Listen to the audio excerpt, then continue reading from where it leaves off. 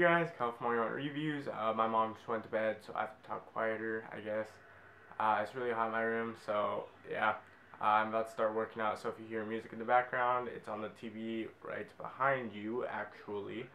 So that's what that is. I don't think it'll be too loud, but if you can hear it a little faint, that's what that is. So I have a lot of Killzone Mercenary news, and it's not gonna focus. Unless I bring it by my face, maybe. If I angle it there, all that right there. That's all stuff I got for you guys. And I don't have any of it memorized, so I'm going to be reading it off of this. How professional. Okay, so first off, use touch controls for stealth kills. Obviously, it shows that in about every single trailer, but some people might not know.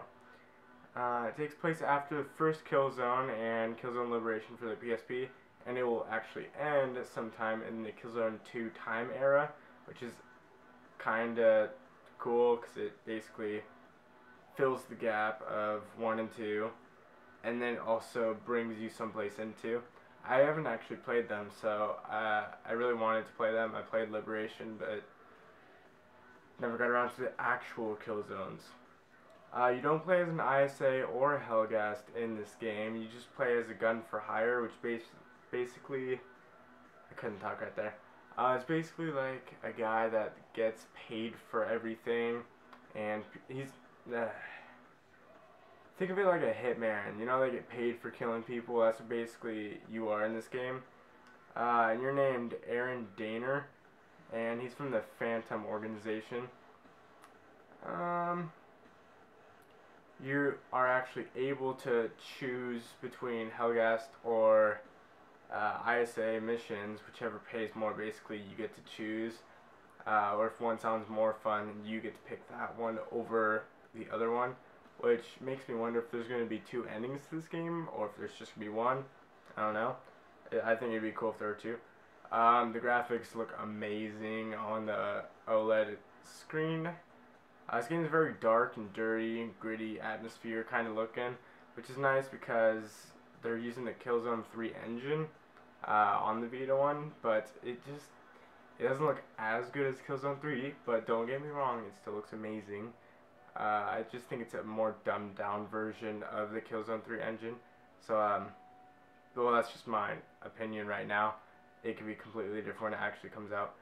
So you earn money for every kill in this game, and say you get like 100, I'm just going to say dollars, it's probably not dollars in the game, it's probably some different currency, but just say you get like $100 for a normal, like, you kill them, but then if you get like a headshot, you're going to get more money. If you get a stealth kill, you're going to get more money than just like normally shooting someone, so it's kind of cool how they give you that option. And to actually do a stealth kill, you could either walk up and tap on screen or press triangle button. Just thought I'd throw that in there. I like it, but a lot of people don't. How you have to double tap the back of the Vita to actually run, and you have to do that with this game. It doesn't bother me at all, but I don't know, it might bother you guys. The multiplayer has 3 modes and 6 maps. That's pretty good, I guess, for a handheld. I'll probably be playing it because, like I said, it's my first real Killzone, and they promise a real Killzone. That's why I'm calling it a real Killzone. Mercenaries mode is one of the multiplayer maps, and that's basically a free-for-all 8-player match. You earn money player and multiplayer, which you can actually use in the black, what's it called? I was going to say black dealer, but that sounds really racist. Sorry about that. The black market dealer, where you get to customize loadouts and buy new guns and attachments and stuff, which I think this game is going to be really good at. And so far we just know that there's assault rifles, snipers, submachine guns, pistols, and rocket launchers in the multiplayer, but I don't know Killzone guns, so there could be more. There's contract mode, which I actually really like, and that's in the single player campaign, and that's basically like I'm gonna have to. I'm not comparing it to Call of Duty. I'm just referring to Call of Duty. But you know how when you get like 100 headshots or whatever, you get a little medal which gets you like 1,000 experience. That's basically what contract mode is like in Killzone. But it's like if you get so many pistol kills, then you'll get $1,000, not 1,000 experience. And then use that money to buy better guns, better attachments, all that stuff. I found that was pretty cool.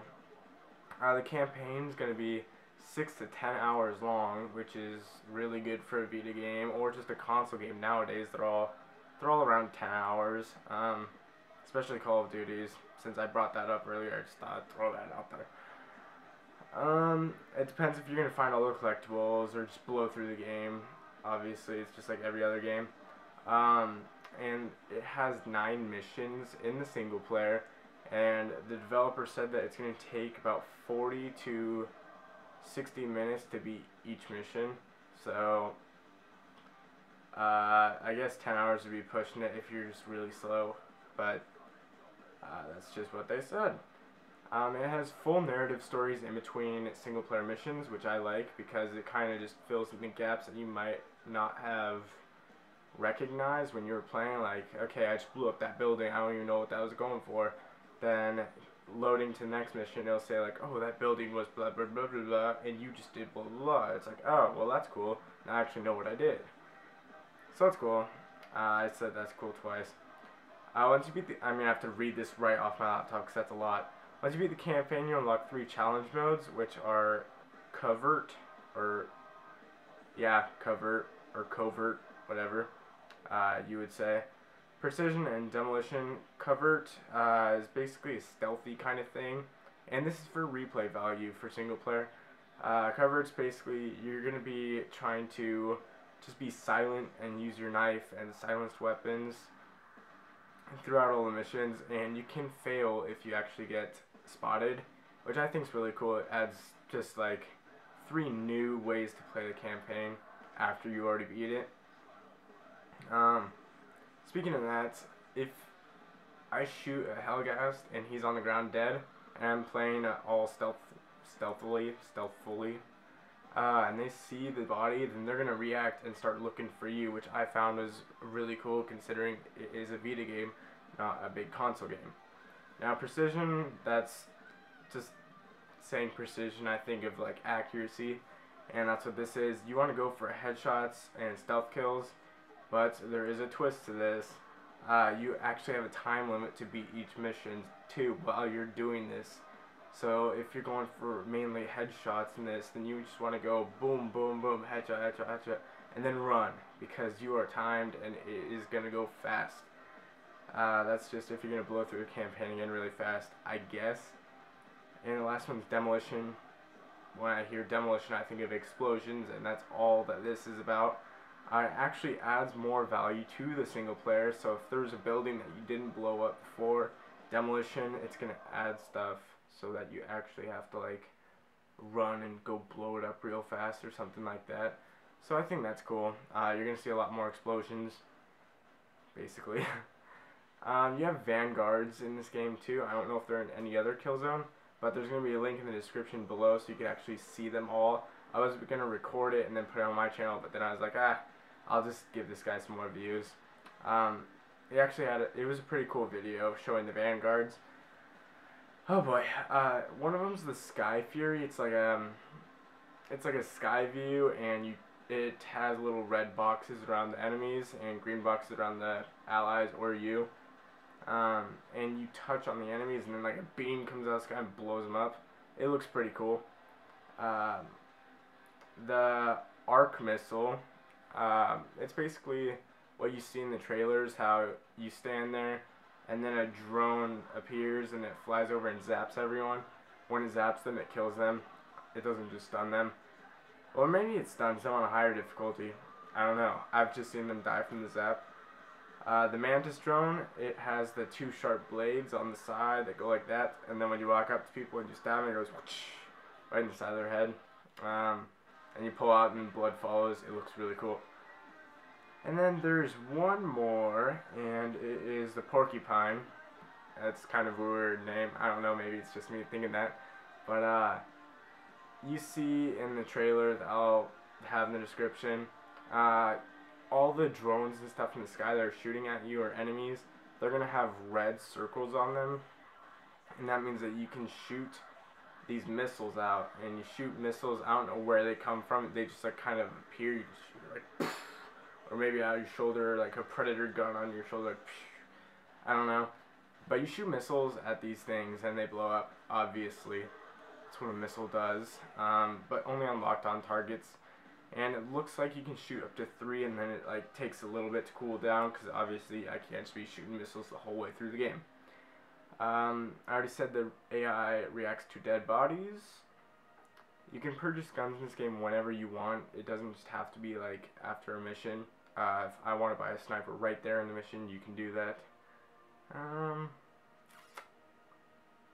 There are... Oh yeah, this isn't on here, but I just remembered.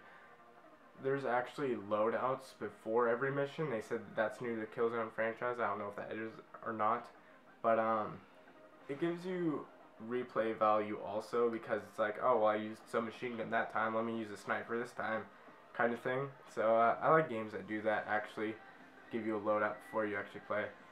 And then multiplayer, it's obviously going to have customization, and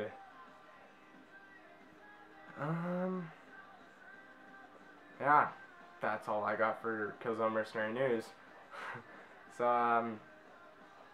yeah, tell me what you think about this game. Are you hyped for it as I am? Because I think this is going to be the really good shooter on the Vita that it needs, and it's one of the games that it needs. It comes out in September this year, though. That sucks. Really bad. But, you know, we got some other games coming out and announcements, maybe the 20th, or maybe that's going to be the PlayStation 4, I'm not sure. I think it's just going to be a lot of title announcements for the Vita, because they said that that was going to be in February, so, yeah. Oh my gosh, so, stay beautiful, stay handsome, play video games, and I will talk to you guys later. See ya!